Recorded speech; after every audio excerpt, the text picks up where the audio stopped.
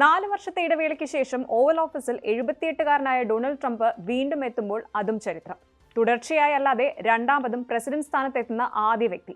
അതെ, അമേരിക്കയുടെ 47ാമത് പ്രസിഡന്റായി ഡൊണാൾഡ് ട്രംപ് സത്യപ്രതിജ്ഞ ചെയ്ത് അധികാരമേറ്റു കഴിഞ്ഞു. ഇന്ത്യൻ സമയം രാത്രി 10:30 ട്രംപിന്റെ സത്യപ്രതിജ്ഞാ ചടങ്ങ്. തണുത്തുറഞ്ഞ താപനില കാരണം 40 വർഷത്തിനിടെ ആദ്യമായാണ് ഇൻഡോർ ഇവന്റാക്കി ഈ ചടങ്ങ് മാറ്റിയത്.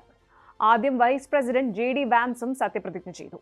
ഡൊണാൾഡ് ട്രംപ് തന്റെ 2ാം ടേമിന്റെ ഉദ്ഘാടന പ്രസംഗത്തിൽ അമേരിക്കയുടെ തെക്കൻ അതിർത്തിയിൽ ദേശീയ അടിയന്തരാവസ്ഥ പ്രഖ്യാപിക്കുമെന്നും പാരീസ് കാലാവസ്ഥാ ഉടമ്പടിയിൽ നിന്ന് തന്റെ ഭരണകൂടം പിന്മാറുമെന്നും വിദേശ രാജ്യങ്ങൾക്ക് താരിഫ് ചുമത്തുമെന്നും trans rights, diversity, equity, inclusivity പ്രോഗ്രാമുകൾ, ക്രിട്ടിക്കൽ റേസ് തിയറി തുടങ്ങി സ്ഥാനമൊഴിയുന്ന പ്രസിഡന്റ് ജോ ബൈഡന്റെ ഭരണത്തിനെതിരെയുള്ള രൂക്ഷ വിമർശനങ്ങൾ വരെ നിരവധി ഉന്നയിച്ചു. 2017 ജനുവരി 20 രാജ്യത്തിന്റെ 45ാമത് പ്രസിഡന്റായി ട്രംപ് സത്യപ്രതിജ്ഞ ചെയ്ത ശേഷമുള്ള തന്റെ 17 മിനിറ്റ് നീണ്ട ആദ്യ ഉദ്ഘാടന പ്രസംഗത്തെക്കാൾ കൂടുതൽ ആശാവഹമായിരുന്നു 2025 പ്രസംഗം. ഡൊണാൾഡ് ട്രംപിന്റെ ഉദ്ഘാടന പ്രസംഗത്തിൽ നിന്നുള്ള ഹൈലൈറ്റ്സ് ഒന്ന് നോക്കാം. ദൈവത്താൽ രക്ഷിക്കപ്പെട്ടു. കൂടുതൽ വ്യക്തമാക്കിയാൽ, തനിക്ക് നേരെയുണ്ടായ വധശ്രമങ്ങൾ ഓർമ്മിപ്പിച്ചുകൊണ്ടാണ് ട്രംപ് തന്റെ പ്രസംഗം ആരംഭിച്ചത്. അമേരിക്കയെ വീണ്ടും മഹത്തരമാക്കാൻ ദൈവമാണ് തന്നെ 47ാമത്തെ പ്രസിഡന്റ് ആക്കിയതെന്ന് ട്രംപ് തന്റെ പ്രസംഗത്തിൽ അവകാശപ്പെട്ടു. അമേരിക്കയുടെ സുവർണകാലം ഈ നിമിഷം ആരംഭിക്കുന്നു. ഈ നിമിഷം മുതൽ നമ്മുടെ രാജ്യം കൂടുതൽ ബഹുമാനിക്കപ്പെടും. ഞാൻ എന്നും എപ്പോഴും അമേരിക്കയെ മുന്നിൽ നിർത്തും. അഭിമാനവും സമൃദ്ധിയും ശക്തവും സ്വതന്ത്രവുമായ ഒരു രാജ്യത്തെ സൃഷ്ടിക്കുക എന്നതാകും എന്റെ പ്രഥമ പരിഗണന. ട്രംപിന്റെ തീപാറും പ്രസംഗം തുടർന്നു. പ്രസിഡന്റായി അധികാരമേറ്റതിന് പിന്നാലെ നടപ്പാക്കാൻ പോകുന്ന ഉത്തരവുകളെ സംബന്ധിച്ചും നിരവധി പരാമർശങ്ങളുണ്ടായിരുന്നു. നീതിന്യായ വകുപ്പിന്റെ ക്രൂരവും അക്രമപരവും അന്യായവുമായ ആയുധവൽക്കരണം അവസാനിപ്പിച്ച അഭിമാനവും സമൃദ്ധവും സ്വതന്ത്രവുമായ ഒരു രാഷ്ട്രം സൃഷ്ടിക്കുമെന്നും ട്രംപ് പറഞ്ഞു. നീതിയുക്തമായ ഭരണം ഉറപ്പാക്കുമെന്ന് ഊന്നി പറഞ്ഞു. ഈ നിമിഷം മുതൽ അമേരിക്കയുടെ പതനം അവസാനിച്ചു. 2025 ജനുവരി 20 പൗരന്മാരുടെ ലിബറേഷൻ ഡേ അഥവാ വിമോചന ദിനമായി ട്രംപ് പ്രഖ്യാപിച്ചു. അമേരിക്കയുടെ തെക്കൻ അതിർത്തിയിൽ, അതായത് മെക്സിക്കൻ അതിർത്തിയിൽ ദേശീയ അടിയന്തരാവസ്ഥ പ്രഖ്യാപിക്കുമെന്നും ട്രംപ് സ്ഥിരീകരിച്ചു. ഈ പ്രഖ്യാപനത്തോടെ വേദിയിൽ കയ്യടികൾ ഉയർന്നു.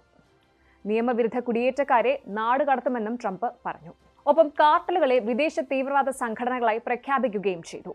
തെക്കൻ അതിർത്തിയിലെ ക്യാച്ച് ആൻഡ് റിലീസ് നയം അവസാനിപ്പിക്കുമെന്നും ട്രംപ് പ്രതിജ്ഞയെടുത്തു. അടുത്തത് പബ്ലിക് ഹെൽത്തിലെയും അതുപോലെ വിദ്യാഭ്യാസത്തിലെയും പോരായ്മകൾ പരിഹരിക്കുമെന്നും ട്രംപ് പ്രതിജ്ഞയെടുത്തു. അമേരിക്കയുടെ തന്ത്രപ്രധാനമായ എല്ലാ റിസർവുകളും വീണ്ടും നിറയ്ക്കുമെന്നും ലോകമെമ്പാടും അമേരിക്കൻ ഊർജ്ജം കയറ്റുമതി ചെയ്യുമെന്നും ട്രംപ് പറഞ്ഞു. ഊർജ്ജത്തിന്റെ വില കുറയ്ക്കാൻ അടിയന്തര നടപടികൾ എടുക്കുമെന്നും ദേശീയ ഊർജ്ജ അടിയന്തരാവസ്ഥ പ്രഖ്യാപിക്കുമെന്നും ട്രംപ് സൂചനകളും നൽകി. ഊർജ്ജത്തിന്റെ വില വർധന മൂലമാണ് അമേരിക്കയിൽ പണപ്പെരുപ്പം വർദ്ധിക്കുന്നത് എന്ന വിലയിരുത്തലിന്റെ അടിസ്ഥാനത്തിലായിരുന്നു ഈ ഒരു പ്രഖ്യാപനം വന്നത്. വിദേശ രാജ്യങ്ങളിൽ താരിഫുകളും നികുതിയും ചുമത്തുമെന്നും Gulf of Mexico Gulf of America എന്നാക്കി മാറ്റുമെന്നും ട്രംപ് പ്രഖ്യാപിച്ചു. ഒപ്പം പനാമ കനാൽ തിരിച്ചു പിടിക്കുമെന്നും പ്രഖ്യാപനം. പാരീസ് കാലാവസ്ഥാ ഉടമ്പടിയിൽ നിന്ന് തന്റെ ഭരണകൂടം പിന്മാറുമെന്ന് ട്രംപ് കൂട്ടിച്ചേർത്തു. പിന്നാലെ DEI അതായത് ഡൈവേഴ്സിറ്റി, ഇക്വിറ്റി, ഇൻക്ലൂസിവിറ്റി, ഒപ്പം CRT അതായത് ക്രിട്ടിക്കൽ റേസ് തിയറി പ്രോഗ്രാമുകൾ അവസാനിപ്പിക്കുമെന്നും ട്രംപ് പ്രതിജ്ഞയെടുത്തു. ഇനി 2 ലിംഗങ്ങൾ മാത്രം. ട്രാൻസ് റൈറ്റ്സ് സംബന്ധിച്ച് ആശങ്കയുള്ളവർക്ക് ട്രംപ് വൻ തിരിച്ചടിയാണ് നൽകിയത്.